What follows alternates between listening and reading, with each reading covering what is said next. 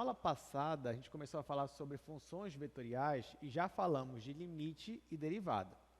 A partir de agora, a gente vai fazer algumas aplicações. Até porque, gente, se você parar para pensar, não teve muita coisa nova. Porque quando a gente for estudar limite, você aprendeu que calcular limite é calcular o limite de cada coordenada. A mesma coisa derivada. Então, a ideia hoje é fazer algumas aplicações que envolvam essa parte de funções vetoriais. Envolve a parte derivada e envolve a parte de integral, que é outra coisa que nós vamos ver hoje também. Então, eu queria começar a aula falando sobre vetor tangente, que foi o último tópico que faltou na aula de quarta-feira. Era o quarto e último tópico. Então, para falar de vetor tangente, vamos considerar que nós temos uma parametrização suave. O que significa uma parametrização suave? Significa que a nossa função vetorial, ela tem derivada contínua e não nula. Só isso. Então, basicamente, você pode pensar que o que eu quero aqui é uma curva que onde não haja descontinuidades, ou não haja movimentos bruscos, como bicos, que vocês estavam acostumados lá no cálculo 1. Então, digamos que você tem uma curva suave. Um exemplo seria essa daqui, ó. Essa linha aqui tracejada, ela representa uma curva suave.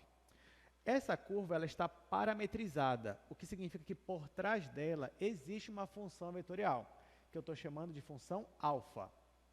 Alfa t. Pois bem, vamos considerar um parâmetro fixo, ou seja, vamos considerar um valor para t. Esse valor pode ser 0, pode ser 1, pode ser 2, pode ser 1,5, um valor para t. Da feita que você fixou esse valor de t, a sua função alfa t, ela vai te dar um vetor. Que vetor é esse? É um vetor que sai da origem e chega nesse ponto aqui que eu estou chamando de ponto P. Nós sabemos que se eu for considerar todos os parâmetros t possíveis, então a nossa função vetorial ela vai desenhar para a gente uma curva, que nesse caso é essa curva bem aqui. Esse ponto P aqui é o nosso ponto fixo. Só que a partir desse ponto P, eu posso considerar um segundo ponto, que eu vou chamar de ponto Q. Então olha só o que eu vou fazer, gente. Para eu chegar nesse ponto P, eu considerei um parâmetro t. Para chegar nesse outro ponto Q, eu vou considerar um acréscimo para t. Então, se eu estava em t, eu vou acrescentar a esse t um acréscimo h. Então, para esse novo valor t mais h, eu jogo na minha função e obtenho um segundo vetor. Esse segundo vetor é que vai levar da origem até esse ponto Q da minha curva. Então, eu tinha um ponto fixo bem aqui, a partir dele eu coloquei um acréscimo no meu parâmetro e agora eu atingi esse ponto Q. Então, tem esses dois pontos de referência. O que vai acontecer? A partir do momento que eu tenho esses dois pontos, é possível para mim calcular o vetor diferença. Ou seja, o vetor diferença que seria esse vetor aqui menos esse. Ou seja, eu quero o vetor que sai do ponto P e chega no ponto Q. Esse vetor seria esse vetor aqui, alfa de t mais h menos alfa t. Só que até aqui você vai falar, tá, professor, legal, isso o senhor já tinha feito na aula passada. E é verdade, eu já tinha feito isso aqui na aula passada, eu já tinha considerado esse vetor aqui, alfa t mais h menos alfa t. Só que agora eu quero focar em outra coisa, ainda nesse mesmo exemplo. Perceba, gente, que aqui esse vetor alfa t mais h menos alfa t, se eu quisesse, eu poderia traçar uma reta passando por cima desse vetor. No caso, seria a reta suporte do meu vetor. Então, por trás desse vetor aqui, ó, que sai do ponto P e chega no ponto Q, eu tenho uma reta, que nós chamamos de reta suporte. Agora, vocês concordam comigo que essa reta suporte, que é a reta que passa pelos pontos P e Q, eu poderia chamar essa reta de reta secante à minha curva? O que você acha? Poderia chamar de reta secante? Poderia, porque era a mesma coisa que a gente fazia lá no cálculo 1, quando a gente vai falar de derivada. Você considerava um ponto fixo, depois você considerava um acréscimo, ou seja, você pegava dois pontos de um gráfico, colocava uma reta passando pelos pontos, essa reta a gente chamava de reta secante. Aqui é a mesma coisa. Então, a reta suporte desse meu vetor aqui, que sai do ponto P e vai para o ponto Q, é uma reta secante à minha curva. Pois bem, agora que você sabe disso, olha o que eu vou fazer. Eu vou diminuir esse meu acréscimo, vou diminuir ele cada vez mais. Conforme eu vou diminuindo, o que vai acontecendo com esse meu ponto Q? Ele vai se deslocando ao longo da curva, até ele ficar bem próximo do meu ponto P. Conforme esse ponto Q ele vai se deslocando, esse vetor aqui, que vai de P para Q, ele também vai mudando. Ele vai mudando de direção, ele vai mudando de tamanho, ele está mudando. Então, o meu objetivo aqui é fazer com que esse ponto Q, ele se aproxime tanto quanto eu queira do meu ponto P. Ou seja, a tendência é que o ponto Q, ele vá cada vez mais próximo do ponto P. Só que conforme isso vai acontecendo, você vai me dizer, professor, mas conforme o Q se aproxima do meu ponto P, esse meu vetor aqui, que é o vetor alfa de t mais h menos alfa t, ele vai tendendo a zero. Isso é verdade, porque ele vai diminuindo de tamanho.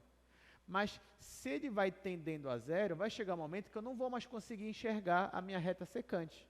Isso é verdade. Mas para que eu enxergue essa minha reta secante, eu posso usar uma estratégia. Qual é a minha estratégia? Eu vou pegar esse meu vetor aqui, ó, alfa t mais h menos alfa t, e eu vou dividir por uma constante. Essa constante que eu vou dividir é justamente o acréscimo h. Então, vai ser esse vetor aqui dividido por h. Se eu pego esse vetor e divido por h, então, quando o meu ponto Q se aproximar do ponto P, então esse vetor aqui não necessariamente vai sumir, porque agora estou dividindo por uma constante, só que essa constante h, ela também está tendendo a zero. O meu acréscimo está tendendo a zero. Pois bem, gente, só que quando eu faço isso, ó, eu faço alfa de t mais h menos alfa t, divido por h e passo o limite com h tendendo a zero, o que eu estou fazendo é a minha derivada. Temos uma pergunta aqui, Andrei? Você pode vir aqui no microfone, Andrei, está tão perto aqui, ó. Está 3 passos aqui da sua cadeira. A sua pergunta ela pode ser muito importante para a nossa aula. Então, você pode vir aqui rapidinho, rapidamente, para dizer qual é a sua dúvida. Aí você diz o seu nome, diz o seu curso, aí você pode falar a sua dúvida. Sou Andrei, de Engenharia Civil. A minha dúvida é em relação a esses dois vetores que o senhor colocou. Eles estão assim. Aí a fórmula que o senhor colocou lá no quadro, ela tem relação para calcular esse plano vetorial? Eu não entendi. Você está falando dos dois vetores que aparecem lá, né? Que é o vetor... A gente tem dois vetores aqui, certo? Sim. Aí a gente tem esse cara aqui, que é do ponto Q até do ponto P até o ponto Q. Aí eu quero Andrei, saber você pode se falar. esse vetor... Só aproximar um pouquinho mais do microfone, rapidinho.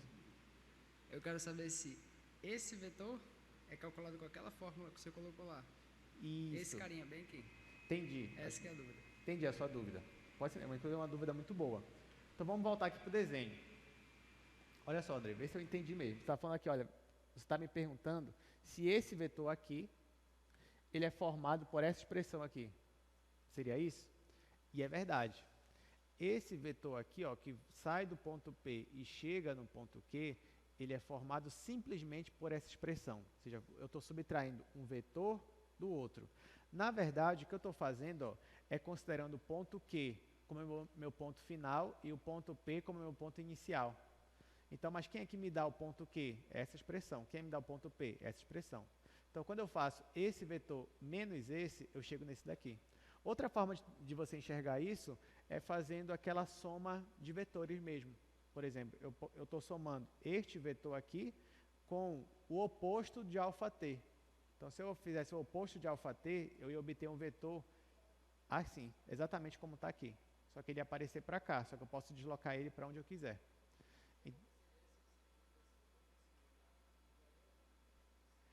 Nesse caso, ó, o André está me perguntando agora o que aconteceria se mudar o sentido do vetor. Mudar o sentido do vetor só ia mudar aqui, ó, os sinais. Então, por exemplo, esse vetor, se eu mudar o sentido dele, ele ia estar saindo do ponto Q e chegando no ponto P. Aí, nesse caso aqui, ia ficar alfa t menos esse daqui. Tá? Só ia inverter a ordem. O alfa t ia ficar na frente, esse daqui ia ficar depois. Tudo bem? Muito bem, André. Muito boa a sua pergunta. Palmas para o André, inclusive a pergunta dele, muito boa. Tá? Isso nos ajuda a entender a nossa aula. Então, ó, continuando, agora que da pergunta do André, já entendeu que esse vetor aqui é formado por essa subtração, nós dividimos por h e passamos o limite para h tendendo a zero. Só que esse limite é justamente a derivada da minha função. Então, o que eu estou querendo dizer com isso, gente, é que quando esse ponto Q ele se aproxima do meu ponto P, eu obtenho um vetor. E esse vetor é dado pela derivada da minha função. Em outras palavras, ó, visualmente falando, é isso aqui que está acontecendo. Quando eu aplico aquela expressão, eu obtenho um vetor, que é esse vetor azul. Esse vetor azul ele é dado pela derivada da minha função, porque é a mesma expressão, é aquele limite. E esse vetor azul aqui, ele nada mais é do que o vetor tangente. Por que o vetor tangente? Porque a reta suporte dele é uma reta tangente à minha curva. Então, eu apliquei o mesmo raciocínio do cálculo 1. O que eu quero dizer aqui é que toda vez que você tem uma função vetorial e você deriva essa função vetorial, essa derivada está te dando o vetor tangente àquela curva naquele ponto que você está considerando. Então, derivar uma função vetorial é você achar o vetor tangente para aquela curva. Bom, sabendo disso, vamos exercitar. Então, olha só, determine o vetor tangente e a reta tangente a essa curva aqui, no ponto com o valor do parâmetro t igual a π sobre 3. Então, vamos fazer aqui, vou fazer lá no primeiro quadro.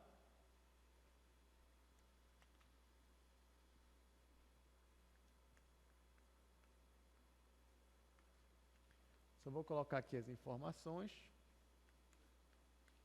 Ele me dá essa função vetorial, que é 1 mais 2 cosseno t, 3 mais seno t. O nosso t, ele pede para considerar π sobre 3. Pronto, vamos lá, gente. Nessa questão, ele está pedindo o vetor tangente e a equação da reta tangente. Essas duas coisas. Primeiro, vamos obter o vetor tangente. Só que o vetor tangente, você já sabe como obtê-lo. Como é? Se você já tem a função vetorial, basta você derivar a sua função vetorial. Quando você deriva, você obtém a expressão do vetor tangente. Só isso. Depois que a gente entende o porquê disso, né, fica melhor. Então, está aqui. Para eu obter o vetor tangente, eu vou simplesmente derivar essa minha função. Então, vou derivar a minha função αt. E eu já sei que derivar essa função significa derivar cada coordenada, do mesmo jeito que eu aprendi no cálculo 1.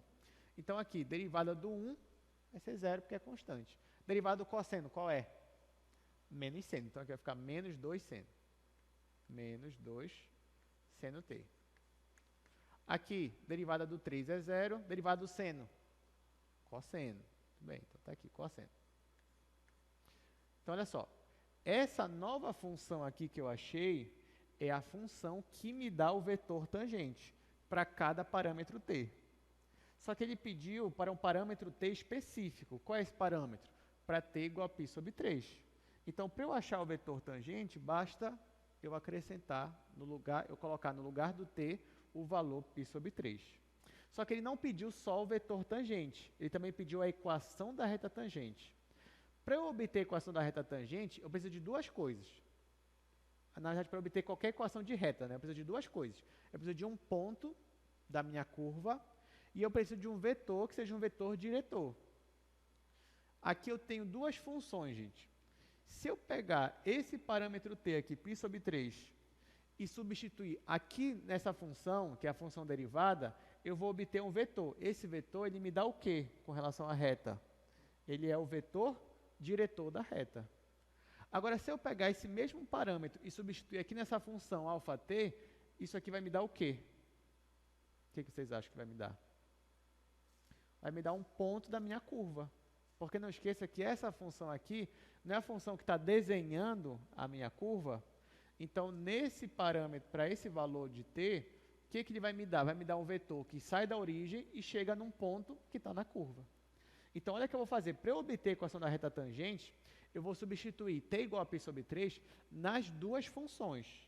Só que cada função vai me dar uma informação diferente. Então, isso você tem que ter na sua mente, para você não se confundir. Então, eu tenho duas funções, uma é a função, outra é a derivada dela. Eu vou pegar o parâmetro e vou substituir nas duas funções. Nas duas. Ah, professor, mas se ele pedisse só o vetor tangente? Se ele pedisse só o vetor tangente, você só substituiria aqui. E acabou.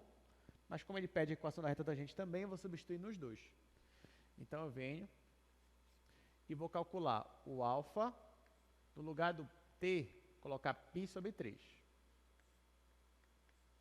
Aí, quando eu faço isso, vai ficar 1 mais 2. Quanto é o cosseno de π sobre 3? Π sobre 3 são quantos graus? 60 graus. Quanto é o cosseno de 60? É meio. Meio vezes 2 é 1. 1 mais 1 é 2. Então, aqui, deu 2. Agora aqui, quanto é o seno de π sobre 3? raiz de 3 sobre 2. Então, aqui vai ficar raiz de 3 sobre 2 mais 3. Então, 3 mais raiz de 3 sobre 2. Agora, eu vou pegar esse mesmo valor e substituir na minha outra função, que é a função alfa', que é a derivada. Quando eu faço isso, eu vou obter outro vetor. Aqui, ó. Vai ficar menos 2 seno de π sobre 3. Seno de π sobre 3, vocês já me disseram que é raiz de 3 sobre 2. Raiz de 3 sobre 2 vezes 2 vai ficar só a raiz de 3. Com esse negativo, menos raiz de 3. Cosseno de π sobre 3, que é meio. Então, tá aqui, ó. Eu obtive duas informações diferentes. Essa informação daqui, ó, essa daqui, gente, que é quando eu substituo o t na minha derivada, ela já é o meu vetor tangente, que foi uma informação que ele pediu. Então, se ele pedisse só o vetor tangente, eu nem precisaria calcular esse primeiro aqui. Bastava essa segunda informação. Tá, só que ele não quer só isso. Ele também quer a equação da reta tangente. Então, ó, ele quer a equação da reta tangente. Aí você vai dizer, professor, mas nossa, como é que eu faço isso? Pessoal, a equação da reta tangente é uma equação de uma reta. E você já sabe fazer a equação da reta. Aí você vai dizer, tá, professor, mas qual a equação? Porque tem as paramétricas, tem as simétricas, tem a vetorial. É verdade, tem mais de um tipo. Mas como ele não especificou qual ele quer, você pode escolher. Eu vou escolher as equações paramétricas. Então, como é as equações paramétricas? Bom, primeiro, essa função aqui ela é bidimensional ou tridimensional? Ela é bidimensional. Então, as equações paramétricas vão ser só duas. X igual a alguma coisa, y igual a alguma coisa. Então, venho aqui, ó, e coloco x igual, y igual. Aí eu já sei que se isso aqui é uma reta, a minha equação vai ser algo desse tipo aqui. X igual a x0 mais a vezes t. Y igual a y0 mais b vezes t. Onde t é o meu parâmetro. Esse a e b são as coordenadas de um vetor diretor. E esse x0 e y0 são as coordenadas de um ponto que está na minha reta.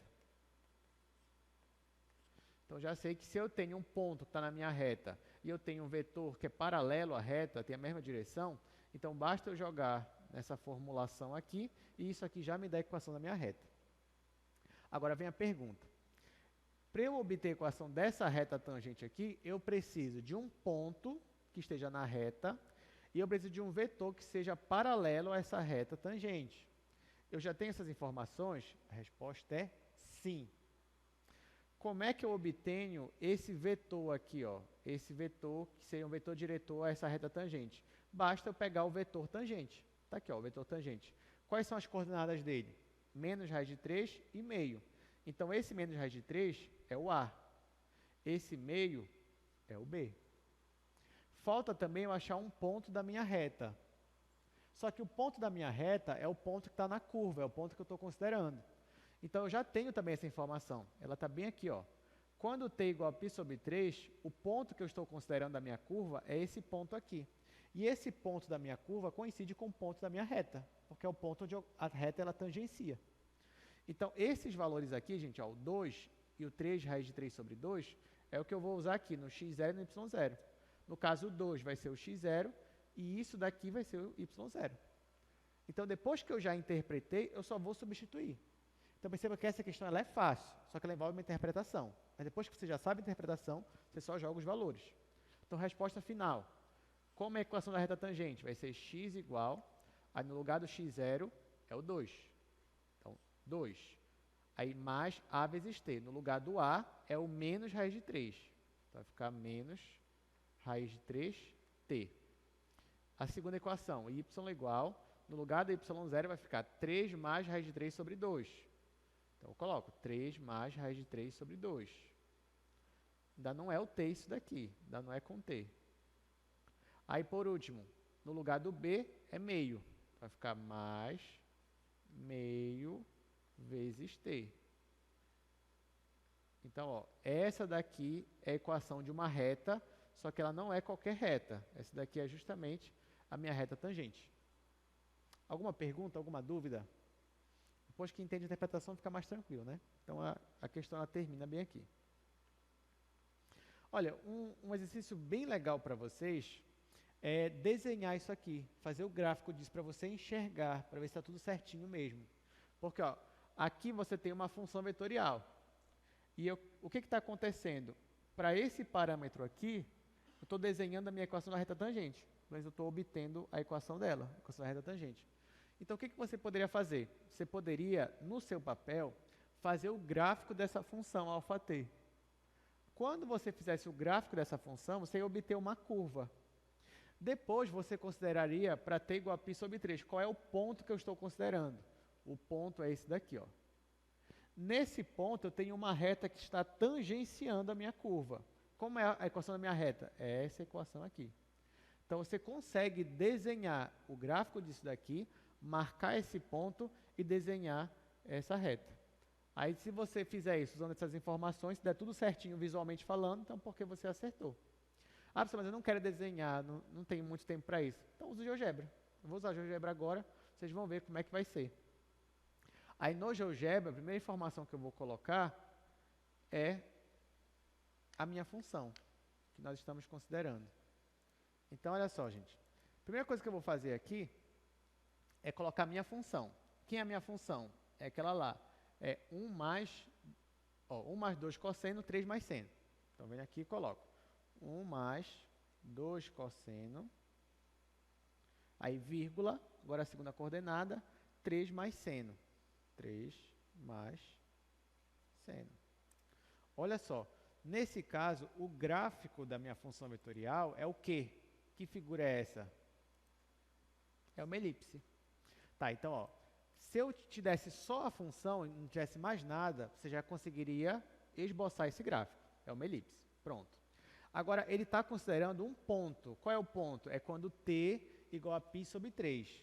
Quando t igual a π sobre 3, quanto é que dá essa função aqui? Nós já calculamos também lá no quadro. Então, lá no quadro, embaixo, quando você faz α de π sobre 3, você obteve um ponto, ó, que é o ponto 2 e 3 mais raiz de 3 sobre 2. Então, eu vou colocar esse ponto aqui. É o ponto 2, vírgula, 3 mais raiz de 3 sobre 2. Então, olha só. Esse ponto aqui é o ponto da minha curva que eu estou considerando. Por esse ponto, tem que passar uma reta tangente. Então, agora eu vou colocar a equação da reta tangente que a gente obteve. E se a gente acertou, a reta vai estar tangenciando essa curva nesse ponto. Então, agora vamos voltar lá para o nosso quadro e vamos ver como era a equação da nossa reta tangente, que são as equações paramétricas no caso, né? Então, lá no quadro, ó, a equação para x era 2 menos raiz de 3t. E para y é 3 mais raiz de 3 sobre 2 mais meio t. Então, é isso que eu vou colocar aqui. Então, vamos voltar. E para o primeiro, ó, em x é 2 mais raiz de 3t. Aí, vírgula, em y é 3 mais raiz de 3 dividido para 2. Eu esqueci o que tem ali. Mais meio t. Mas eu já percebi que eu errei um sinalzinho ali. Depois eu vou colocar meio t. Aqui é menos raiz de 3t. Deixa eu ajeitar aqui. Menos raiz de 3t. Pronto. Então, olha só. Coloquei ali. Deixa eu mudar aqui a cor. Opa, mudei do ponto. Queria dar reta. Está aqui. Olha só, gente. Eu coloquei exatamente a equação que a gente chegou ali no quadro, que a gente encontrou, e me deu justamente essa reta aqui. Então, vocês estão percebendo, ó, que essa reta vermelhinha aqui, ela está tangenciando a minha curva nesse ponto. Então, visualmente falando, graficamente falando, eu percebo que deu tudo certo lá com a nossa resolução. Porque poderia acontecer, de na hora que eu colocar aqui, na hora que eu fosse jogar a minha equação que eu obtive, aparecer isso aqui, ó. Essa reta está tangenciando esse ponto? Não. Então, eu errei alguma coisa. Ah, tá, eu errei o sinal. Aqui não era menos, era mais. Pronto, está aqui. Agora, eu acertei. Alguém tem alguma pergunta com relação a essa questão? Pode cair na prova de vocês tranquilamente uma questão dessa? Fazer a equação da reta tangente? Tá tranquilo, né? Tá fácil, na verdade. Tá, então vamos continuar aqui no nosso slide. Tem um segundo exercício, gente. Tem de novo a figura. Ó, nós temos uma elipse. Esse é o ponto que estava considerando, está aqui a reta tangente. E esse azulzinho aqui é o meu vetor tangente. No segundo exercício, você tem isso aqui, ó. Determine o vetor tangente e a reta tangente, o comando é o mesmo. Só que agora ele te dá uma outra curva, αt igual a t quadrado 2t, e ele te dá o ponto dessa curva. O ponto é o ponto 1, 2. Essa a gente não vai fazer, vai ficar para casa. Porém, ela é bem tranquila, porque ó, a minha função αt, aqui eu só tenho t quadrado 2t, então eu só teria que derivar isso daqui. Isso aqui é tranquilo. Eu acho que a única observação que eu queria fazer com vocês, para essa questão, é qual é o valor do parâmetro t, nesse caso. Porque, diferente daqui, ó, do primeiro exercício, ele me falou t igual a π sobre 3. Agora, ele não me disse quanto é o t. Ele falou que o ponto é o ponto 1 e 2. Você vai dizer agora, professor, quem é o t? O t é igual a 1? O t é igual a 2? O t não é nenhum desses? Como é que você ia saber? Bom, gente, o que você tinha que pensar? Você tinha que pensar que, nesse caso, o parâmetro t é o valor que você joga na sua função alfa que chega nesse ponto 1 e 2. Em outras palavras, quanto tem que ser o valor de t para que essas coordenadas aqui sejam 1 em x, 2 em y? Quanto tem que ser o valor do t nesse caso? Tem que ser 1. Porque ó, se o t for igual a 1, aqui vai ficar 1 ao quadrado, que é 1, e aqui vai ficar 2 vezes 1, que é 2. Então, aqui você vai trabalhar com o valor de t sendo igual a 1. É só isso que vai mudar. O resto é a mesma coisa que a gente fez ali no quadro. E para esse exercício, você vai ter uma parábola, só que ó, a concavidade dela é voltada para o eixo x. Então, esse é o gráfico da nossa função. O ponto P está bem aqui, 1 em x, 2 em y. Esse aqui é o meu vetor tangente, esse vetor azulzinho aqui, e esse tracejado é a nossa reta tangente. Então, essa aqui já é a resposta final, graficamente falando. Só que isso você vai obter essas equações quando você for resolver a questão. Bom, a partir de agora, você já entendeu o que é uma reta tangente, ou melhor, o que é o vetor tangente. Então, imagine que você tem aqui uma curva, você tem uma função, o gráfico da função te dá uma curva, vamos dizer que é uma curva assim. O que a gente já aprendeu? Que para cada ponto da minha curva, digamos que eu considero esse pontinho bem aqui, eu consigo obter um vetor tangente. Isso eu consigo obter. Então, eu posso vir aqui ó, e colocar o meu vetor tangente. Só que outro vetor importante, gente, além do vetor tangente, seria o vetor normal. Então, vamos entender. O que é o vetor tangente? O vetor tangente é aquele que está tangenciando a minha curva. E quem é o vetor normal? O vetor normal é aquele que é normal à minha curva. Como assim? O vetor normal é aquele que sempre vai fazer um ângulo de 90 graus com o nosso vetor tangente. Então, eu tenho dois vetores importantes. Eu tenho o vetor tangente, aqui ó, vou chamar de t. Daqui a pouco já vou dizer quem é esse t, porque vai ter uma nomenclatura especial. Só que eu também poderia considerar um segundo vetor, que esse vetor aqui eu vou chamar de vetor n. Então, ó, enquanto esse vetor t ele fica tangenciando a minha curva, o meu vetor n é um vetor normal à minha curva. É como se ele estivesse apontando ou para o lado de fora ou para o lado de dentro. Claro que essa curva aqui nem é fechada, mas o sentido dele, ó, que ele sempre vai estar apontando para esse lado, para o lado de fora ou para o lado de dentro. E ele, a principal característica dele é que ele é sempre ortogonal ao meu vetor tangente. Então, tem esses dois vetores, o vetor tangente e o vetor normal. Você já sabe como achar um vetor tangente a uma curva, e é muito fácil. É só você derivar. A pergunta que fica agora é, beleza, mas como é que eu acho o vetor normal de uma curva? Essa é uma pergunta importante, uma pergunta boa. Bom, mas antes de eu responder essa pergunta, eu preciso definir com vocês um outro vetor primeiro. Então, ó, você já entendeu que para você achar um vetor tangente, basta você derivar a sua função vetorial. Só que eu te pergunto, existe um único vetor tangente a uma curva? O que você acha? Existe um único vetor tangente? A resposta é não. Porque olha só, se você tem aqui uma curva, vamos lá, você tem aqui uma curva, aí bem aqui nesse ponto, você tem um vetor tangente. O que é esse vetor tangente? Por que ele é o vetor tangente? É porque a reta suporte dele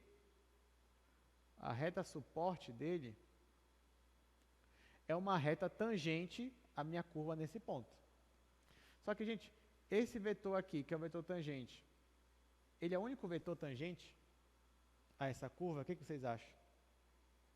Lembrando, para ser, em outras palavras, será que não existe outro vetor que também seja um vetor diretor dessa minha reta tangente? O que vocês acham? Olha a minha pergunta. Eu tenho uma reta tangente e eu tenho esse vetor tangente. O que caracteriza o vetor tangente é que ele tem a mesma direção dessa reta. Ele é paralelo à reta. A pergunta é, ele é o único vetor que é paralelo a essa reta? Sim ou não? O que vocês acham? Será que só existe esse vetor aqui que é paralelo a essa reta aqui? A resposta é não. Existem infinitos vetores.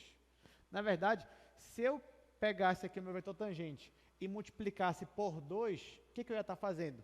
Ia estar dobrando o tamanho dele. Mas ele ainda ia ter a mesma direção da reta tangente? Sim. Então, ainda seria um vetor tangente? Sim. Então, já que eu posso obter infinitos vetores tangentes, eu vou me preocupar só com um vetor tangente. Eu pergunto para você, se você pudesse escolher um vetor para ser o representante de todos, você escolheria algum, assim, em particular? Ou não? Você só, não, eu derivo e pronto, acabou, já é o que eu quero. O que você acha? Tem um vetor que vai lhe ajudar muito. Olha, agora que eu sei que existem infinitos vetores tangentes, eu vou escolher um especial. Sabe qual é que eu vou escolher? O versor. Por que o versor? Porque o versor ele é um vetor unitário. E pelo fato de ele ser um vetor unitário, ele traz para mim, dependendo do contexto, várias vantagens. Então, ao invés de eu escolher o primeiro vetor tangente que aparece para mim quando eu derivo, eu quero escolher o versor dele. Então, ó, primeira coisa que você sabe, se você tem aqui uma curva, essa curva é parametrizada por uma função αt.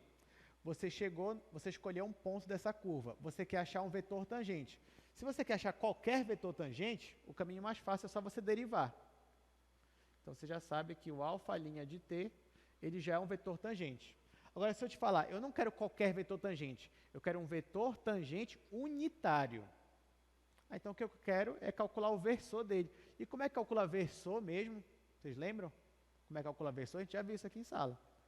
Para calcular versor, você tem que pegar o vetor e dividir pela norma dele. Quem é o vetor agora? É esse aqui, α' de t.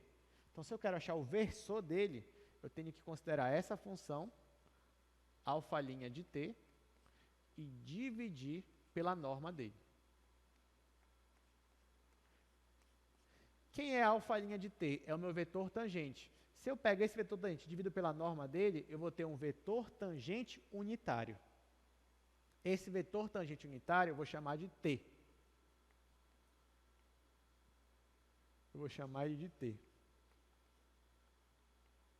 Então, isso daqui é o que nós vamos chamar de vetor tangente unitário. Outro nome para ele. Nós temos uma pergunta, Andrei? Olha, o Andrei está perguntando, muito boa a sua pergunta, Andrei, inclusive. Por que eu quero encontrar o vetor tangente unitário? Ele tem várias aplicações, mas para a gente aqui hoje, a principal aplicação dele tem a ver com o vetor normal. É porque é o vetor tangente unitário que nos permite encontrar o vetor normal. Essa, para a gente hoje, é a principal função. Diga.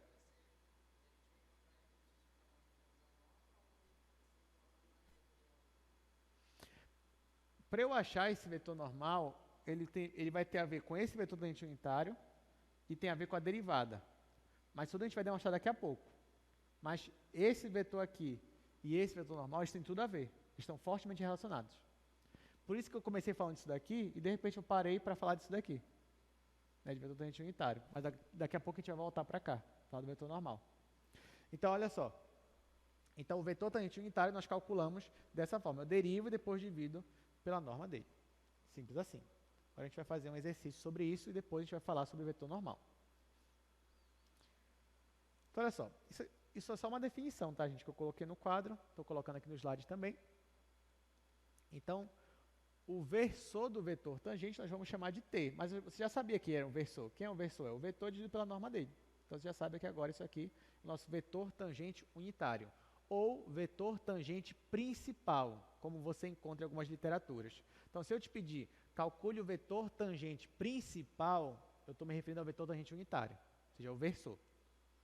Exemplo, determine o vetor tangente unitário a essa curva aqui, alfa t igual a cosseno t, seno t e t. Então, vamos resolver essa daí.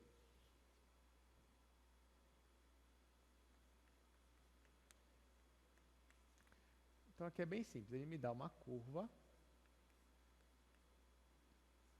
A curva é cosseno t,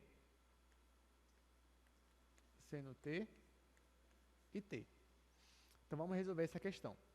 Ele está pedindo para a gente achar o vetor tangente unitário. O vetor tangente unitário é essa curva. A primeira coisa que eu vou buscar é um vetor tangente. Não necessariamente unitário ainda. Mas se eu já tenho a função vetorial que me dá uma curva e eu quero achar um vetor tangente, a primeira coisa que eu vou fazer é derivar essa função.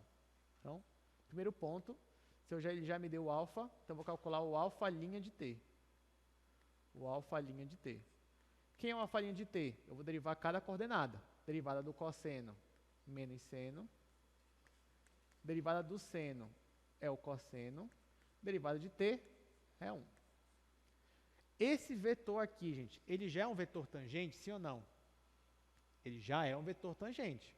Ele só não é o vetor tangente unitário, tá? Mas ele já é o vetor tangente. Isso daqui já me dá o vetor tangente. Aí eu só dependo do parâmetro t, eu jogo o parâmetro t aqui, ele já vai me dar o vetor tangente. Só que ele não quer, na questão, ele não quer qualquer vetor tangente, ele quer o vetor tangente unitário. Então, para eu achar o vetor tangente unitário, a segunda coisa que eu vou fazer é calcular a norma desse vetor. É isso que eu vou fazer. Então, vai ficar assim, ó. A norma desse vetor. Como é que calcula a norma? Isso você já sabe. Raiz quadrada, esse daqui é o quadrado, que é seno ao quadrado, mais esse daqui é o quadrado, que é cosseno ao quadrado, mais 1 ao quadrado, que é 1. Mas quem é seno ao quadrado mais cosseno ao quadrado? É 1, né? Então, no final, essa norma aqui, ó, vai dar raiz de 2. Tá. Já calculei o meu vetor tangente, já calculei a norma desse vetor tangente. Agora, para eu achar o vetor tangente unitário, basta eu pegar esse vetor e dividir pelo valor da norma. Aí eu acho a minha resposta final. Então, a resposta final, o meu vetor tangente unitário é igual a este vetor dividido pela norma. A norma é um número. Então, o que eu vou fazer? Eu vou pegar cada coordenada e dividir por esse número. É isso que eu vou fazer. Então, vai ficar menos seno dividido pela raiz de 2, depois cosseno dividido pela raiz de 2 e, por último, 1 sobre raiz de 2. Pronto. Essa daqui é a minha resposta final. Vocês têm alguma dúvida com relação a isso? Como foi que a gente fez? Só seguir um passo a passo, né? Primeiro a gente deriva, depois calcula a norma, depois divide o vetor pela norma que a gente encontrou. Então, isso você está obtendo o vetor tangente unitário. Se eu calcular a norma desse vetor aqui, se eu fosse colocar raiz quadrada, não sei o que, não sei o que, não sei o que, vai dar quanto nesse caso? Se eu calcular a norma desse vetor aqui, vai dar quanto? Tem que dar quanto, gente? Ele não é o vetor tangente unitário, então a norma tem que dar quanto? Tem que dar 1. Tá? Então, quando você calcular essa norma aqui, ela tem que dar 1, porque ele é o vetor tangente unitário. Porque nós aprendemos, toda vez que você pega um vetor, divide pela norma dele, isso vai te dar um vetor unitário. Não importa o valor do t, a norma dele sempre vai ser uma constante, e nesse caso, uma constante igual a 1. Agora, detalhe. Agora que você já sabe quem é o vetor tangente unitário, e eu já disse, né, já dei um spoiler, que esse vetor tangente unitário, ele tem tudo a ver de como eu vou achar o meu vetor normal. Só que antes de eu falar disso, eu só vou fazer uma proposição aqui com vocês, que a priori parece que não tem nada a ver, mas depois tudo vai se encaixar, tudo isso que a gente está falando, desde quando eu comecei a falar aqui do vetor normal. Então, vou fazer aqui no primeiro quadro.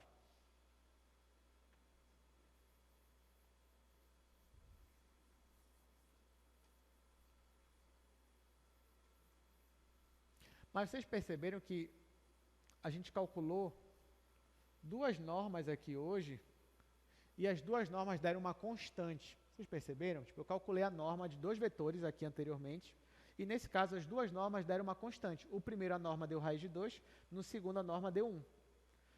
Nem sempre, quando você calcula a norma de um vetor, de uma função vetorial, nem sempre vai dar uma constante. É mais fácil de não dar uma constante. Pega uma função aí, αt igual a tt quadrado. Calcula a norma disso. Não vai dar uma constante, vai dar uma função que depende de t. Mas nos dois casos que a gente fez ali, a norma ela deu uma constante. Isso nos dá um resultado muito interessante, que é o que eu vou colocar agora. Isso aqui na verdade é uma proposição, que a gente vai comentar. Olha só, toda vez que você tem uma função vetorial e a norma dela, a norma da sua função vetorial é uma constante, toda vez que você calcular a norma de uma função, e ela é sempre constante, não importa o valor de t, significa que essa função vetorial, ela vai ser sempre perpendicular à derivada dela. Tá? Então, sempre que você tem a norma de uma função sendo constante, então pode derivar essa função, que com certeza a função e a derivada dela vão ser vetores ortogonais, vão ser vetores perpendiculares.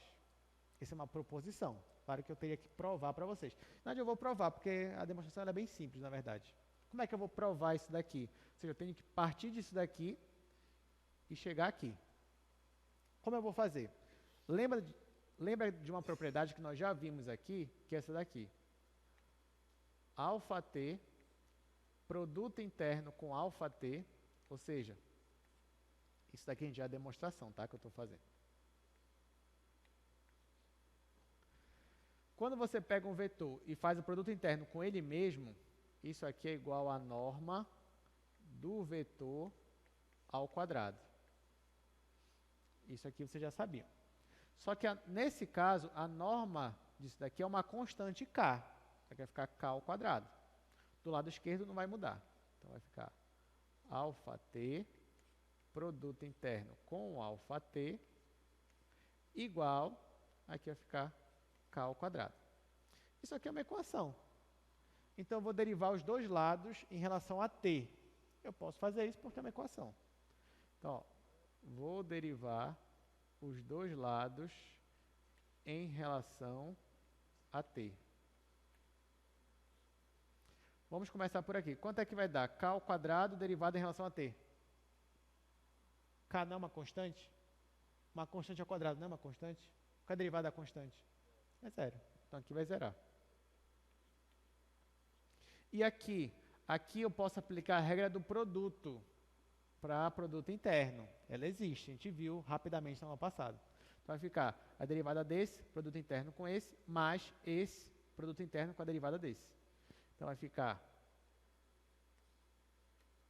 αt, derivada, produto interno com αt, mais αt, produto interno com α'T, igual a zero.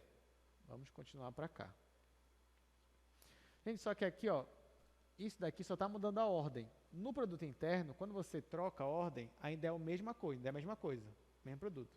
Então, esse é igual a esse. Então, vai ficar, esse mais esse vai ficar 2 desse. Então, vai ficar 2 vezes αT, produto interno, α'T, igual a zero.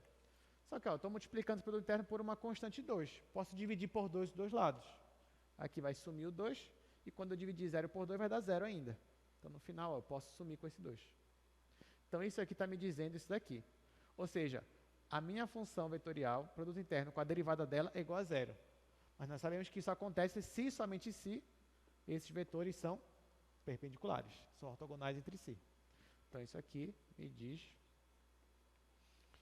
que o αt é perpendicular ao α' de t. E aí a gente conclui a nossa demonstração. Tá, pessoal, mas e daí? E daí, vamos voltar para cá. Vamos voltar. Tudo que a gente falou até aqui foi para falar do meu vetor normal. A minha pergunta é, como é que eu vou obter o meu vetor normal? Aí eu vou te responder agora. O primeiro passo para você obter o vetor normal é calculando o vetor tangente unitário. É calculando o vetor tangente unitário. Por quê? Porque o vetor tangente unitário, a norma dele é sempre constante. Sim ou não? Sim, né? Porque ele é unitário, então a norma dele é sempre igual a 1. Então, esse vetor aqui, t, a norma dele é sempre constante. E quem é o vetor normal? É um vetor perpendicular a ele. Então, se eu quero achar um vetor normal, basta eu pegar esse vetor aqui e derivar. Porque eu acabei de provar que se você tem um vetor que a norma é constante, quando você deriva ele, então você vai achar um vetor que é perpendicular a ele. Então, se aqui o meu vetor tangente principal ele já tem norma constante, se eu derivar esse vetor, eu acho o meu vetor normal. Então, quem é o vetor normal? É a derivada do meu vetor tangente unitário. Essa que é a nossa conclusão. Então, agora, se você quer achar um vetor tangente principal, você deriva a sua função, divide pela norma. Você está achando o vetor t. Ah, mas agora eu quero achar um vetor normal. Deriva o vetor t. Aí você vai estar achando o vetor normal. Então, vamos aqui para nosso slide. Essa parte de vetor normal, gente, é o assunto da aula de hoje mesmo, da aula 9. Então, na aula de hoje, a gente vai falar sobre integral de funções, a gente vai falar sobre vetor normal, depois que a gente vai falar de integral, e por último, a gente vai falar sobre comprimento de arco. Então, a gente ainda está aqui agora no vetor normal. Então, eu acabei de demonstrar essa proposição aqui para vocês. A partir dela, eu consigo definir quem é meu vetor normal. Para eu obter um vetor normal, basta eu derivar o meu vetor tangente principal. E se eu quiser que o meu vetor normal também seja unitário, basta eu pegar a derivada do meu vetor tangente principal e dividir pela norma dela. Então, isso aqui é o versor. Então, se eu te pedir, calcula o vetor tangente principal, você vai derivar a sua função e dividir pela norma. Se eu te pedir, calcula o vetor normal principal, você vai derivar o vetor tangente e dividir pela norma dele. É isso que você vai fazer. Inclusive, é isso que a gente vai fazer agora. Tá aqui, ó. Determine o vetor normal principal a essa curva. Lembrando, toda vez que você ouvir esse termo vetor principal, é o vetor unitário. Só que se você perceber, olha, qual é a minha função? Cosseno, seno e t. Aí, de propósito, né? Tá aqui, ó, coloquei a mesma função. Coloquei a função cosseno, seno, t. Então, vamos resolver para essa mesma função aqui que a gente já tinha antes, agora a gente vai achar o vetor normal, principal. É isso que a gente vai fazer. Só que, vamos aqui para o quadro agora. Se você tem uma função e eu quero achar o vetor normal, antes de eu achar o vetor normal, eu tenho que achar o vetor tangente. Como é que acho o vetor tangente? Derivando a minha função, coisa que eu já fiz. Depois eu quero achar o vetor tangente principal, que é unitário. Como é que acha ele? Eu calculo a norma desse vetor aqui que eu encontrei, depois eu pego esse vetor e divido pela norma. Então, assim, ó, eu obtenho o meu vetor tangente principal. Agora que eu já tenho o meu vetor tangente unitário, eu consigo obter o vetor normal. Como? Derivando esse vetor aqui. Então, eu venho, o meu vetor normal. Aliás, não vou usar n ainda, porque n é o vetor normal principal. Então, só vou derivar primeiro o meu vetor t. Então, derivar o vetor t é derivar cada uma dessas funções. Esse denominador é uma constante, então não vou nem ligar para ele, vou derivar só aqui o numerador. Então, derivado do seno é cosseno, vai ficar menos seno sobre raiz de 2. Menos cosseno sobre raiz de 2. Depois, derivado do cosseno é menos seno, vai ficar menos seno sobre raiz de 2. Agora aqui, gente, ó, qual é a derivada de 1 sobre raiz de 2? Qual é a derivada de 1 sobre raiz de 2? É zero, né? Que é uma constante. Então, zero. Então, esse daqui, ó, quando eu derivei o vetor tangente, esse vetor que eu obtive, ele já é um vetor normal? Sim ou não? Sim, já é o vetor normal. Isso não é o principal. Isso não é unitário. Mas ele já é o vetor normal.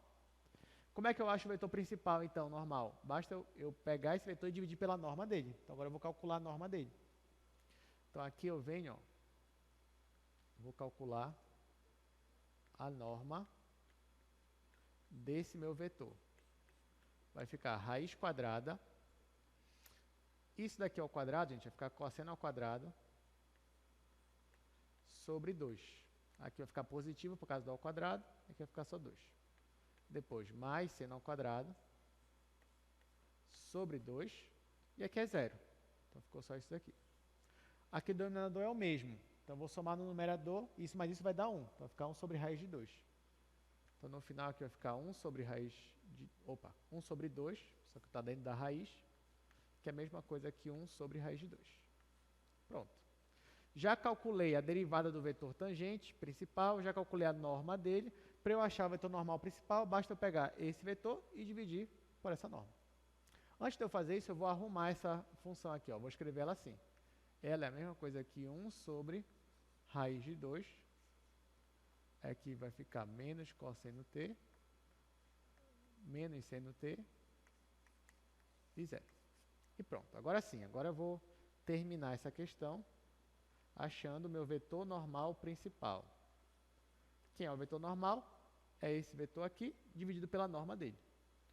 Então, vai ficar 1 sobre raiz de 2, e esse vetor é o menos cosseno, menos seno, e zero,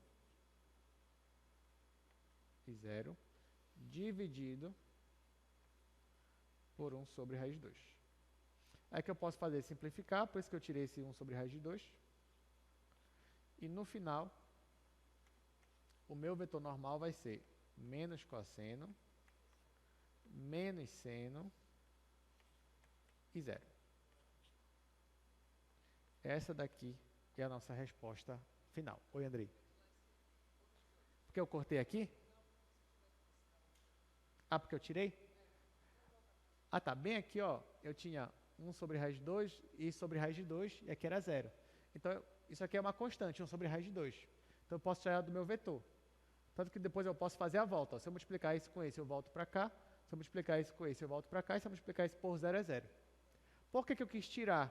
Porque na hora que eu fosse dividir, ficou mais fácil. Ó, porque já aparece 1 sobre raiz de 2 e 1 sobre raiz de 2. Aí, por isso que eu quis tirar.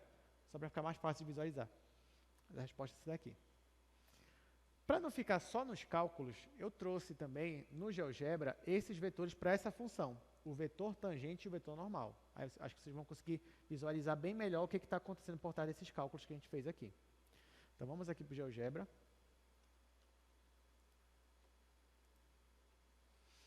Ó, bem aqui, gente, nesse gráfico, você tem essa curva que está na cor preta. Essa curva aqui na cor preta é o gráfico da nossa função. A nossa função alfa, que é cosseno, seno e t. Aí nesse ponto aqui, ó, nesse ponto C, é um ponto da curva, e perceba que você tem um vetor vermelho e um vetor azul. O vetor vermelho é o vetor tangente, já o meu vetor azul é o vetor normal. Então eu tenho o vetor tangente principal e eu tenho o vetor normal principal. Conforme eu vou caminhando aqui na minha curva, esses vetores vão andando também, eles vão se modificando, mas sempre um vai ser o tangente e o outro vai ser o normal, e sempre eles vão ser ortogonais entre si. Então aqui, ó, vou animar, ó, pode perceber, eles estão mudando a direção deles, mas ainda assim eles sempre são perpendiculares entre si, o vetor tangente e o vetor normal. Diga, Andrei. Não, depende, porque podia ser tanto para esse sentido quanto para outro sentido. Tanto o vetor tangente quanto normal, mesmo que você mude o sentido deles, ainda assim eles vão ser tangente e vão ser normal. Claro que pode, dependendo da aplicação, pode ser que isso mude alguma coisa. Né? Por exemplo, às vezes, a normal, você aplica esse vetor normal quando você está falando de uma transferência de calor, quando você está falando de uma variação de alguma coisa. Você tem um problema físico, você tem uma fronteira, você quer falar que nessa fronteira a variação de uma função na direção do vetor normal é zero. Mas pode ser tanto no sentido para o lado de fora quanto do lado de dentro. Então, mas ainda assim são vetores normais e tangentes. Pois bem, então agora encerramos essa parte. Vamos falar sobre integral. Integral de funções vetoriais. Gente, assim, não vai ter muito mistério agora, né? Porque você já sabe, o limite, para calcular o limite de uma função vetorial, é calcular o limite de cada coordenada. A mesma coisa derivada. E a mesma coisa vai ser integral. Por quê? Porque a integral também não é um limite, é o limite da soma de Riemann, quando n tende a infinito, vocês lembram disso? Então, a gente pode usar os mesmos raciocínios para provar que calcular a integral de uma função vetorial é calcular a integral em cada coordenada. Simples assim. Então, já não vou nem demonstrar muita coisa. Essa parte que eu vou passar bem rápido, porque é uma parte que, senão eu ia ficar repetindo muita coisa que vocês já sabem aqui. Então, vamos lá. Proposição. Se você tem uma função vetorial e ela é integrável, então calcular a integral dela é equivalente a você calcular a integral em cada função coordenada. E pronto. Isso aqui é uma integral definida, então você vai calcular a integral definida em cada coordenada. Agora, o que é importante aqui é que para funções vetoriais ainda vale o teorema fundamental do cálculo, o que é ótimo, o que é excelente, na verdade, porque se não valesse o teorema fundamental do cálculo, a gente estava perdido aqui. Porque o que é o teorema fundamental do cálculo? É aquele que diz que calcular a integral de uma função equivale a você achar uma primitiva dela. É o teorema fundamental do cálculo que conecta o cálculo diferencial com o cálculo integral. Por isso que ele é o teorema fundamental do cálculo. Se não fosse esse teorema, sabe como é que você calcularia a integral? Usando o limite de somatórios, de Riemann. O que é mais legal. Confesso que é mais legal do que como a gente usa aqui, decorando regras. Né? Mais legal é calcular o limite em integral infinito. Mas, para facilitar mais nossa vida, né, temos nosso teorema fundamental do cálculo e ele vale para funções vetoriais. Nem todo o teorema do cálculo 1 vale para funções vetoriais, tá, gente? Mas pelo menos o principal, que é aqui o teorema fundamental, ele vale. Outra coisa, quando eu falar assim, ó, integral de função vetorial, eu não digo quem são os extremos, então isso aqui é uma integral indefinida. Então, simplesmente eu achar a primitiva da minha função. Exemplo, vamos calcular a integral dessa função vetorial. Então, eu vou calcular a integral do cosseno. Qual é a integral do cosseno? É o seno. Então, está aqui, ó, seno mais uma constante de integração. Aqui, qual é a integral de 2 vezes e elevado a 2t? É e elevado a 2t. Quando você deriva, vai ficar ele mesmo vezes 2. Aí, mais uma constante de integração. Por último, qual é a integral de 1? É t. T mais uma constante de integração. Então, ou você escreve assim, ou você escreve só as respostas mais uma constante, k. Só que essa constante não é constante, é um vetor k, que é k1, k2, k3. Ou você escreve assim também. Oi, Andrei, desculpa. Se pode ser multiplicado. A constante... Não, a constante, no caso, a constante de integração ela é sempre uma soma.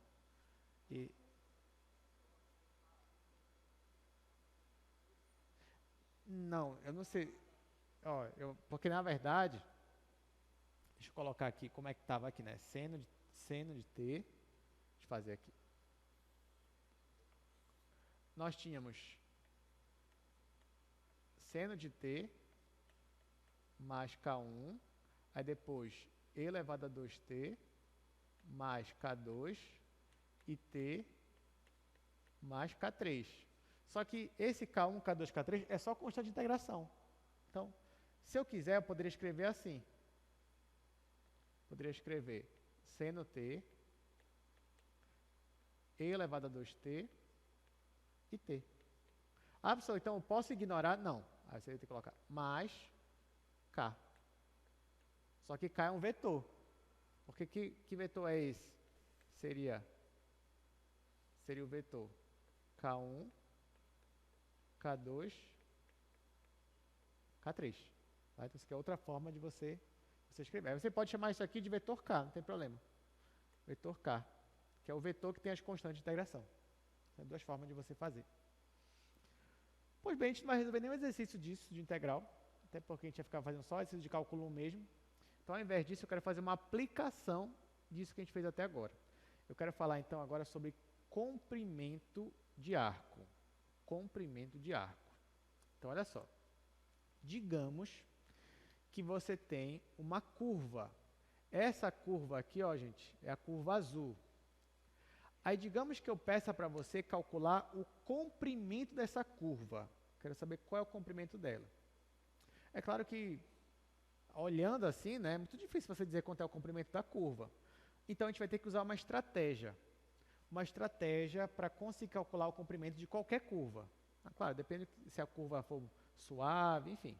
Mas, a priori, eu quero achar uma fórmula para calcular o comprimento do arco de uma curva. Como é que eu vou fazer isso? Perceba, ó, vamos dizer que essa curva aqui, eu vou dividir em vários pontos. Tá aqui, ó, coloquei P0, P1, P2, P3 e assim por diante. Enchi ela de pontos. Agora, para cada ponto, eu vou ligar com uma reta. Então, eu vou ligar isso aqui com uma reta, isso com uma reta, reta, reta e assim por diante, até chegar aqui. Então, eu não sei ainda calcular o comprimento de uma curva, mas eu sei calcular a distância entre dois pontos, eu sei calcular a reta entre dois pontos, a distância, sim ou não? Sei, né? Como é que eu uso? Aquela fórmula da norma. Então, ó, eu conseguiria calcular esse pedaço de reta aqui? Conseguiria. Conseguiria calcular esse pedaço de reta? Conseguiria, porque eu sei quem são esses pontos. Então, eu consigo calcular cada reta.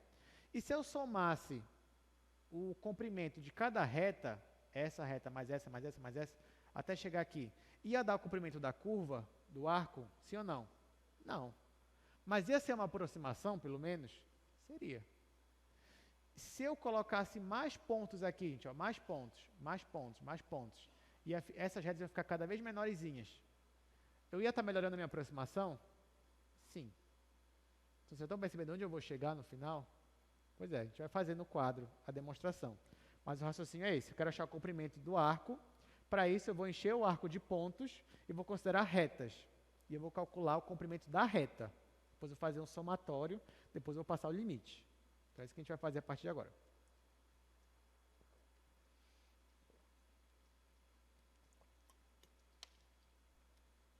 Então, vou fazer aqui nesse quadro.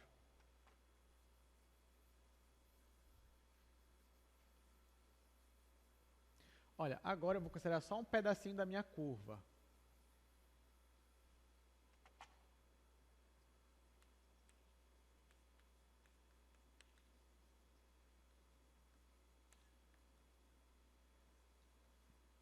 A gente está falando agora de comprimento de arco.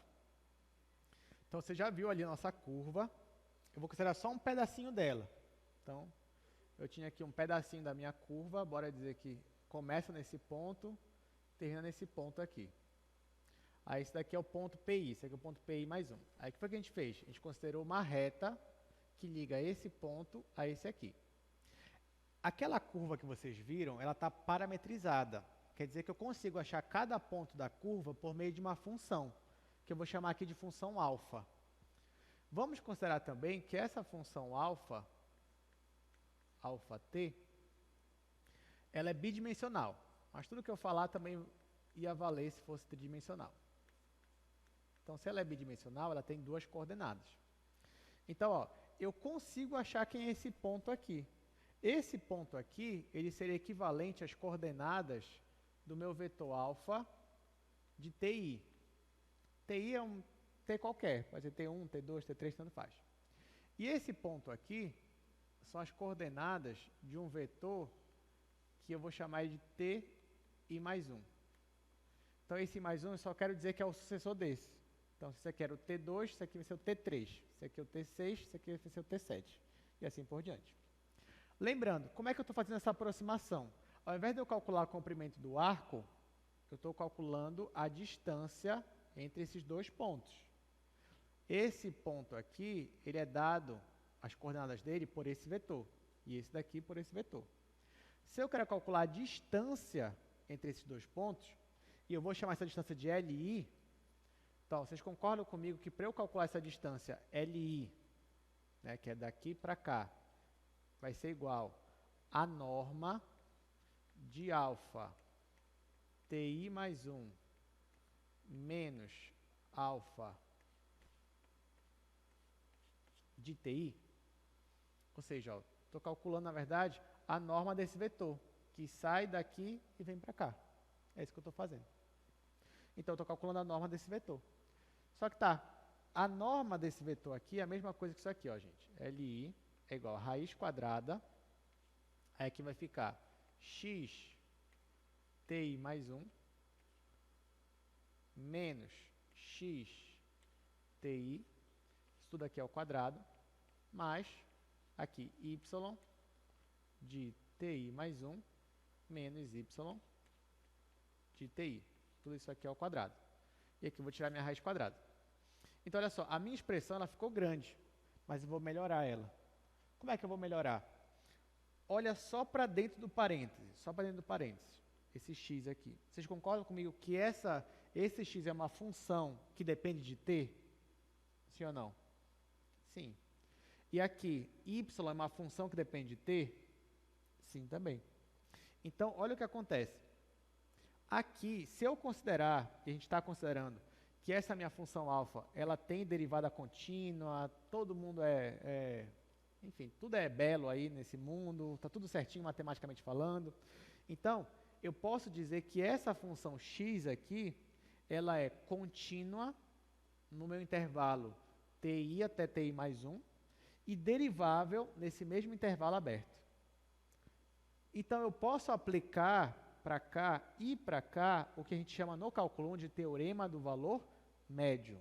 É isso que eu vou fazer. Detalhe, eu não estou aplicando o teorema do valor médio na função vetorial. Eu não estou fazendo isso. Eu estou aplicando em cada função coordenada individualmente. Isso eu posso fazer. Até porque o teorema do valor médio não necessariamente vai ser verdade para funções vetoriais, tá? Tem uma questão da lista de vocês que fala um pouquinho sobre isso. Mas aqui, eu estou aplicando o teorema do valor médio só aqui, nas nossas funções reais mesmo. Aqui e aqui. E eu posso fazer isso. Então, ó, aplicar um teorema do valor médio.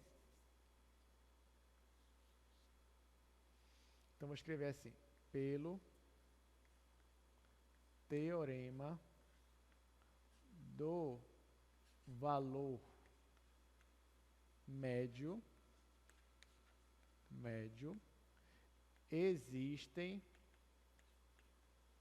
constantes, que eu vou chamar de t asterisco, ou t estrela, e t duas estrelas, ou 2 asteriscos. Essas constantes pertencem ao intervalo ti mais 1.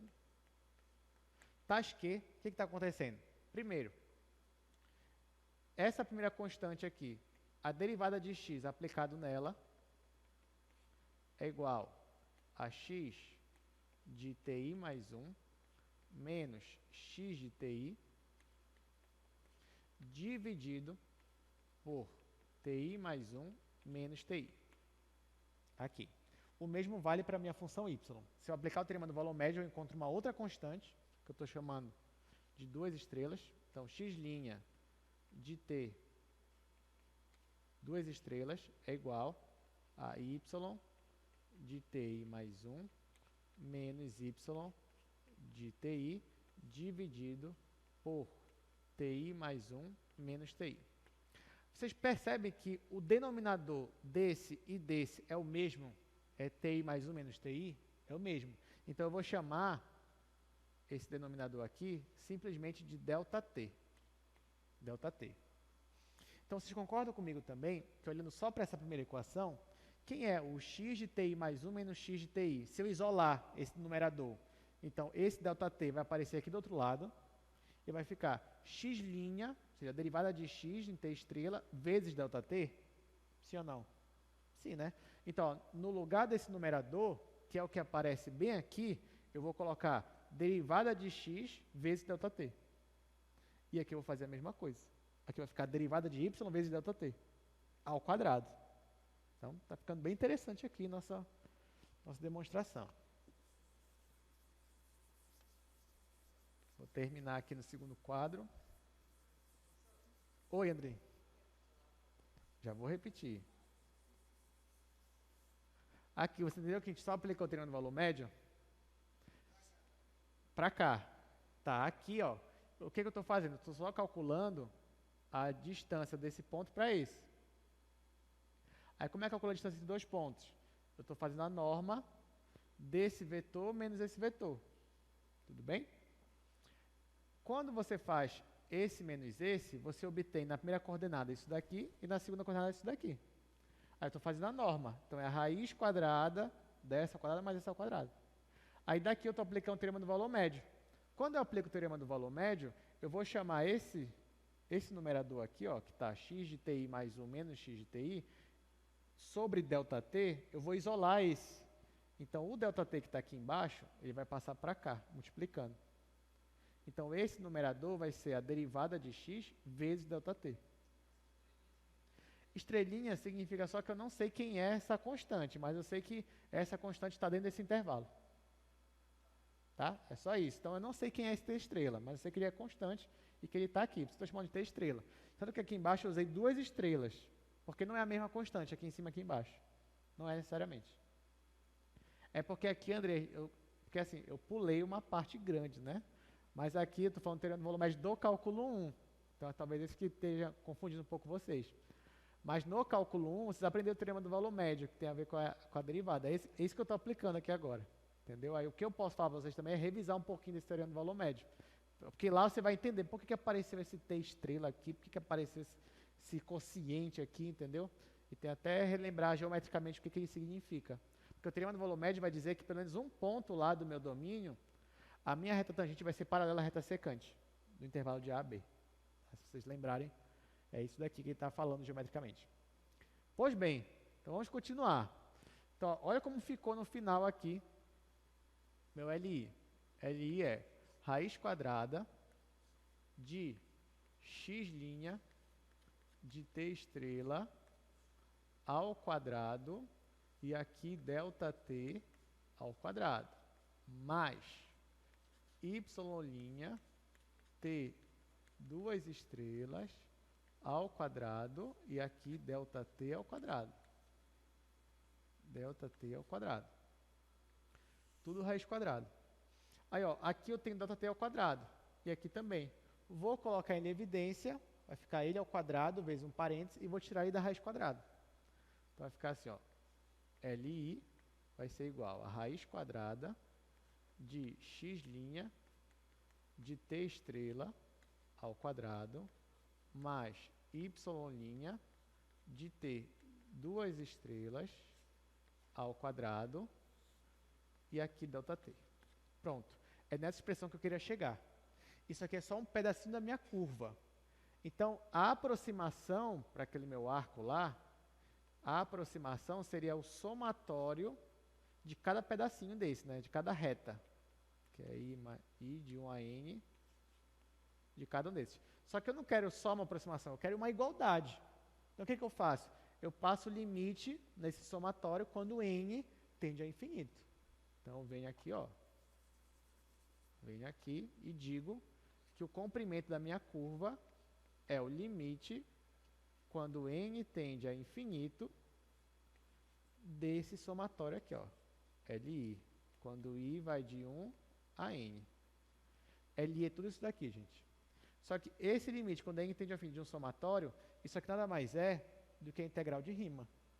Então, na verdade, isso daqui vai se tornar integral de A até B, vou ter um intervalo lá definido, da raiz quadrada. Quando o N tende a infinito, já não importa mais quem é T estrela. Ele é T. Mesma coisa que ter duas estrelas. Então, aqui vai ficar x' de T ao quadrado mais y' de T ao quadrado. O ΔT vai ser o nosso DT. Então, olha que bacana, né? Olha, a gente juntou aqui teorema do valor médio, integral de Riemann, somatório de Riemann, e chegamos na nossa expressão para calcular o comprimento do arco de uma curva que é parametrizada por uma função vetorial. Né? Interessante, né? Só que, ó, eu posso escrever isso aqui de outro jeito ainda, sem ser isso daqui. Posso escrever assim, ó, ver se vocês concordam comigo. L, que é o comprimento da curva, é igual a integral de A até B da norma de alfa' de T. É isso mesmo? É, né? Porque αt não é xt, yt? Quem é a alfa' de t?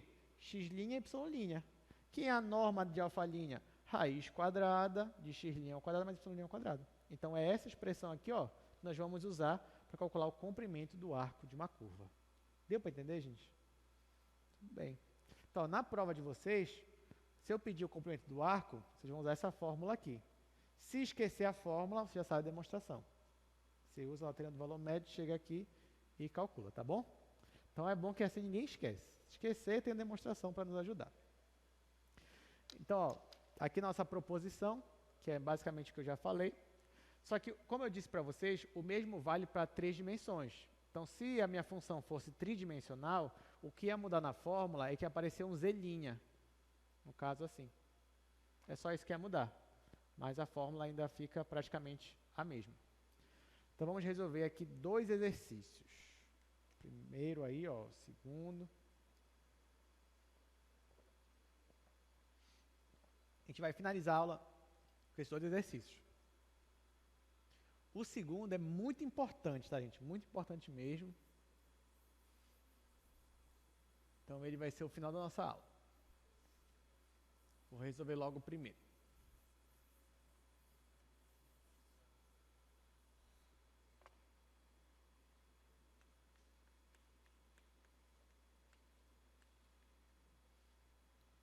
Alfa t é igual cosseno, seno e t. As extremidades da minha curva são o ponto A, que é o ponto 1, 0 e 0, e o ponto B, que é o ponto menos 1, 0 e π. Pronto. Então, olha só, ele quer que você calcule o comprimento do arco dessa curva aqui, que é dada por essa função vetorial, e as extremidades dela é de A até B. Então, ela começa no ponto A, ela termina no ponto B. Ele quer saber qual é o comprimento dessa curva que ela deixa desse ponto até aqui. Como é que nós vamos fazer isso? Se ele pedir o comprimento do arco, você já sabe que a gente vai usar essa fórmula aqui, ó. O comprimento do arco é a integral de A até B da norma da função derivada. Tá? Não é da função, é da função derivada. Então, a primeira coisa que eu vou fazer é pegar a função que ele me deu e derivar. E depois eu vou calcular a norma. E por último, eu vou jogar na integral. Então, aqui, ó, se eu já sei que o alfa de t é isso, eu venho e derivo. Então, alfa linha de t vai ser igual. Aí aqui, derivada do cosseno, menos seno. Derivada do seno, cosseno. Derivada de t é 1. Agora eu vou calcular a norma disso daqui, porque é a norma que vai entrar lá na integral. Então, vem, ó. Norma dessa derivada. Então, vai ficar raiz quadrada. Aqui, seno ao quadrado. Seno ao quadrado. Mais cosseno ao quadrado. Mais 1 ao quadrado, que é 1. Isso aqui vai dar igual a quanto, gente? Raiz de 2, porque aqui vai dar 1, então raiz de 2. Agora que eu já calculei a derivada, agora que eu já calculei a norma, eu vou calcular a minha integral. Então, ó, o meu comprimento vai ser a integral da norma da derivada, que é raiz de 2. Vai ficar raiz de 2 dt. Só que falta eu achar esses intervalos aqui, ó. Quanto tem que ser o valor do t para que o meu ponto seja o A? Quanto tem que ser o valor do B, do t, para que o meu ponto seja o B? Então, para eu chegar nesse ponto aqui, 1, 0, 0, nessa função, quanto tem que ser o t, gente? Quanto tem que ser o valor do t para que essa função aqui chegue nesse ponto, 1, 0, 0? O t tem que ser 0, justamente, porque cosseno de 0 é 1, seno de 0 é 0, e quando o t é 0, está aqui, 0. Então, aqui, nesse caso, o meu t é igual a 0. E aqui embaixo, quanto tem que ser o t para eu chegar nesse ponto aqui? Menos 1, 0 e π nessa função. O t tem que ser quanto? Π. Muito bem. T tem que ser π. Porque, ó, cosseno de π é menos 1, seno de π é 0 e t igual a π está aqui. Então, o meu t está variando de 0 a π. Detalhe. Até antes de você chegar nessa fórmula, aqui ainda é cálculo 2. Aqui a gente derivou, achou a norma. Depois que você achou tudo e formou aqui essa equação, chegou nessa fórmula, daqui em diante é só cálculo 1. Porque essa integral é de uma função de uma variável só. Então, isso aqui é cálculo 1. Como é que resolve isso aqui? Isso aqui é uma constante. O que eu posso fazer com a constante? Tirar da integral, né? Então, vai ficar L é igual a raiz de 2, integral de 0 a π, dt. Qual é a integral aqui de dt? É t, né? Então, vai ficar raiz de 2t. Só que é uma integral definida, então vou ter que colocar de 0 a π. Aí que o t vai ficar π menos 0. Isso aqui vai dar π. Então, L é igual a raiz de 2π. Essa é a nossa resposta. Como eu estou falando de comprimento, ele não me disse a unidade, se é metro, centímetro, então eu vou colocar unidade de comprimento. Mas a resposta já estava bem aqui. Essa é a nossa resposta. Alguma dúvida? Agora a gente vai para a melhor questão de hoje. A questão mais legal de hoje é o exercício 2. Vocês vão ver. Então, vai aparecer daqui a pouco para vocês, eu vou só colocar as informações dele aqui.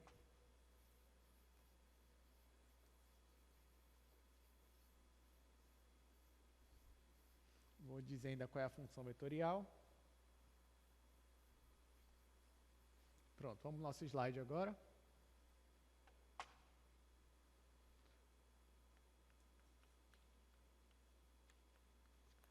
Nossa função, a gente está chamando de função alfa também. Alfa t igual a raiz de 2 sobre 4 t ao quadrado, depois raiz de 2 sobre 4 t quadrado, depois menos t. O meu t, ele já me diz quem é o t, né? O t está variando de 0 a 1. Quer que a gente calcule o comprimento do arco para essa curva. Aí você diz, poxa, professor, legal, essa daí é melhor do que aquela, porque aquela tinha cosseno, tinha seno, essa daqui só tem t quadrado, t menos t, é muito fácil de derivar, muito fácil de calcular a norma, muito fácil de calcular o comprimento. Vocês vão dizer, não, professor, então passe, se for passar uma na prova, passe essa daqui. Essa daqui está mais legal do que aquela. É verdade, essa daqui é muito mais legal que aquela, então a gente vai começar a resolver agora. Então, ele quer o comprimento do arco. O que você vai fazer? Você tem a função, você vai derivar a função e calcular a norma. É isso que eu vou fazer. Então, venho aqui, primeira coisa que eu faço é calcular a derivada dessa função. Aí aqui, isso aqui é uma constante, derivada de t quadrado é 2t. O 2 que vai aparecer aqui, eu consigo simplificar com esse 4. Então, vai ficar raiz de 2 sobre 2t. Essa coordenada é a mesma coisa, então é raiz de 2 sobre 2t. Derivada de menos t, menos 1. Agora que eu já derivei, vou calcular a norma. Então, a norma deste vetor vai ser raiz quadrada. Quando eu fizer isso aqui ao quadrado, vai ficar 2 sobre 4 vezes t quadrado. Então, 2 sobre 4 t quadrado. Mais, aqui é a mesma coisa, 2 sobre 4 t quadrado, mais menos 1 ao quadrado é 1 positivo. Aqui. Ó, perceba, gente, que aqui eu tenho t quadrado, t quadrado. Aqui eu tenho 2 sobre 4 mais 2 sobre 4. Isso aqui vai dar quanto? 4 sobre 8? Não, né? Você conserva o denominador, soma o numerador. 2 mais 2 é 4. 4 sobre 4 é 1. Então, no final, vai ficar só t quadrado. Então, vai ficar ó, raiz de t quadrado mais 1. Aí você poxa, professor, legal. Ó, essa questão é boa para passar na prova. Porque ó, calculei a derivada facilmente, calculei a norma facilmente. Então, ele já me deu quem é o t, ó, t é de 0 a 1, então não precisa nem pensar. Então, eu só jogo na fórmula.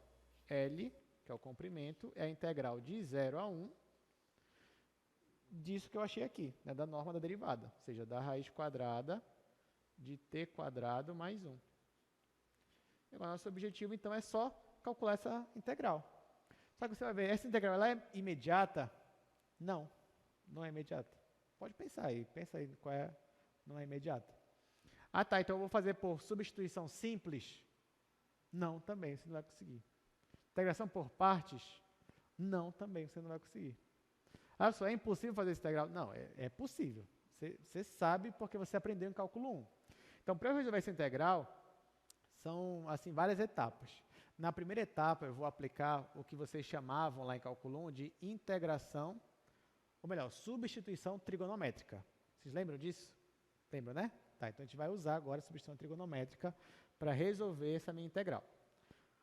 Para quem não lembra, para resolver a substituição trigonométrica, a gente vai precisar de uma identidade trigonométrica. Então, vou colocar ela aqui.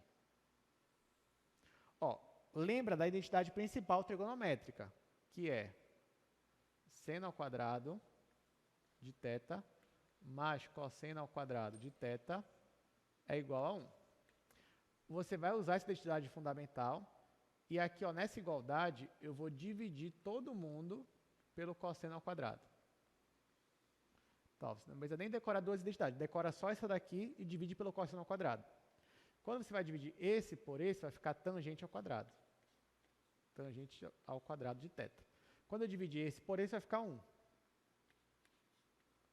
E quando eu dividir 1 sobre cosseno ao quadrado, isso é a secante, então vai ficar secante ao quadrado. Então, ó, é essa igualdade que eu vou usar, essa aqui de baixo. Por quê? O que está atrapalhando a gente nessa integral é essa raiz quadrada. Então, eu tenho que fazer de tudo para me livrar dela. Se eu conseguir me livrar da raiz quadrada, eu consigo calcular a minha integral. Para eu me livrar dela, eu vou transformar ela nisso daqui, ó. Porque, note, se no lugar do t eu tivesse tangente, ia ficar tangente ao quadrado mais 1, que é igual a secante ao quadrado. Raiz quadrada da secante ao quadrado, eu ia eliminar a raiz, ia ficar só secante. Então, por isso que eu vou aplicar a substituição trigonométrica. Então, vamos lá. Vamos rever aqui, né? Como é que eu faço uma substituição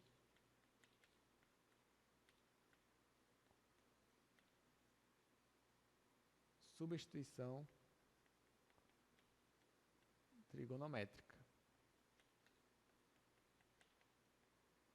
Olha só, para fazer a substituição trigonométrica, eu queria que no lugar do t tivesse uma tangente.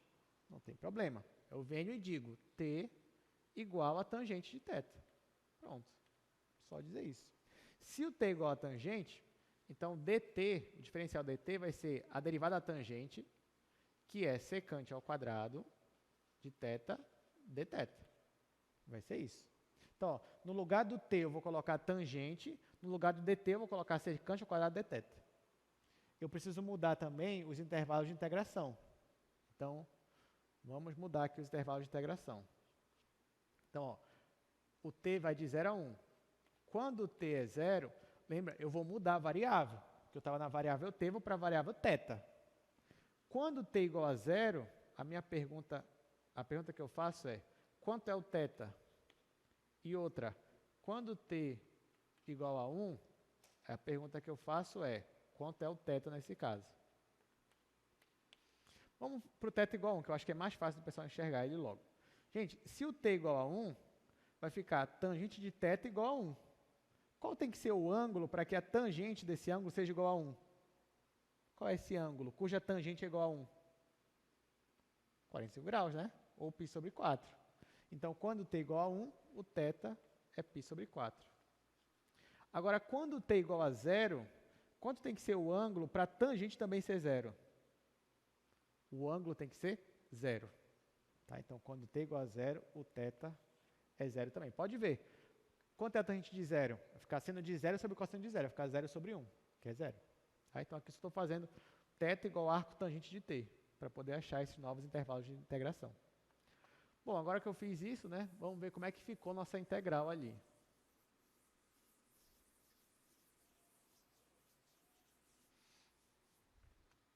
Então, a nossa integral, depois que eu fizer a substituição, a nossa integral que me dá o comprimento vai ficar integral de 0 a π sobre 4.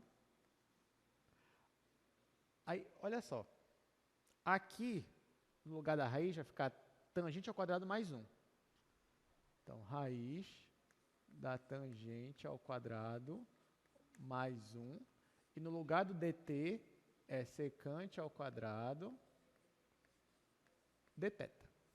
Só que eu já sei, gente, que isso aqui é a secante ao quadrado. E raiz de secante ao quadrado é secante.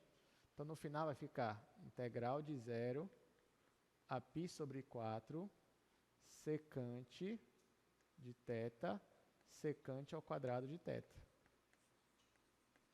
De onde veio essa secante? Daqui, quando eu apliquei a minha identidade. essa secante já estava aqui. Claro, poderia multiplicar logo essas duas para ficar secante ao cubo. Mas por que eu deixei assim? Porque a partir de agora eu já fiz a substituição trigonométrica e para resolver essa nova integral, eu vou fazer a integração por partes agora. Tá? O professor vai fazer uma outra técnica, para resolver. Então, cheguei nessa integral, vou aplicar agora a integração por partes. Então, essa secante aqui eu vou chamar de U, essa aqui eu vou chamar de dv. Então, essa aqui eu vou derivar, essa aqui eu vou integrar. Lembrando que tudo isso é do cálculo 1. Então, por isso que eu digo, aqui em cálculo 2, você já tem que saber essa parte do cálculo todinha. Então, quem não lembra, aproveite para revisar também. Então, vamos lá, vamos aplicar integração por partes aqui.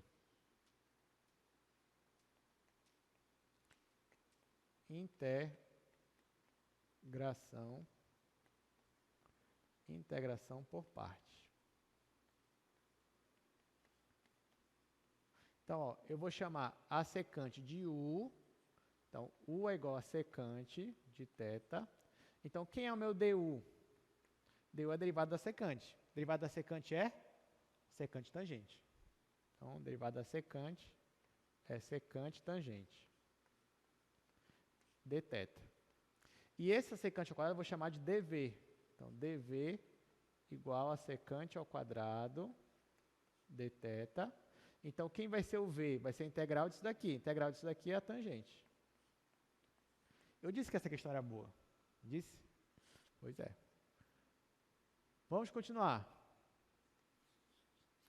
Aplicando integração por parte, como é que vai ficar essa nossa integral aqui? Agora eu já posso colocar a secante ao cubo. Vai ficar integral de 0 a π sobre 4 da secante ao cubo de θ de θ. Isso daqui vai ser igual. Vamos lá. Essa parte aqui nada mais é do que u dv, ou seja, esse vezes esse. Por isso que deu isso daqui. Agora vai ser igual a u vezes v, ou seja, secante vezes tangente. Então aqui vai ficar secante vezes tangente, aplicado nesse intervalo. Qual é o intervalo? De 0 a π sobre 4, que esse aqui é uma integral definida, menos integral de 0 a π sobre 4. Só que agora, em vez de eu fazer u dv, eu vou fazer v du. Então, vai ficar secante tangente ao quadrado. Que vai ficar secante e tangente ao quadrado. Então, agora a gente tem que resolver essa parte aqui da direita. Deixa eu ver quanto tempo a gente tem. 5 minutos é tempo suficiente. Então, aqui, ó, isso aqui vai ficar igual. Integral de 0 a π sobre 4, secante ao cubo. Aqui eu não vou mudar nada, não mudei nada. Aqui, gente, eu já vou aplicar esse intervalo de integração. Quando θ for π sobre 4, quanto é a tangente de π sobre 4? É 1, porque é 45 graus. E quanto é a secante de π sobre 4? Isso é raiz de 2, porque é o inverso do cosseno. Tá? Então, aqui vai dar raiz de 2. Então, aqui, raiz de 2. Aí, menos, quando θ for 0, aqui vai dar 1, mas aqui vai dar 0. Tangente de 0 é 0, então vai sumir. Então, disso aqui tudinho, só vai sobrar raiz de 2. Agora, eu vou olhar para essa integral aqui. Fica menos integral de 0 a π sobre 4. Aí, olha o que eu vou fazer. Aqui eu vou deixar secante mesmo. No lugar da tangente ao quadrado, eu não vou escrever isso. Eu vou escrever secante ao quadrado menos 1. Porque a gente vem da agorinha ali, ó, que a tangente ao quadrado, se eu for isolar ela, vai ficar secante ao quadrado menos 1. É isso que eu vou aplicar aqui. Agora eu vou distribuir. Vou distribuir esse, vou distribuir esse. Então vai ficar integral de 0 a π sobre 4, secante ao cubo, igual raiz de 2, que é θ.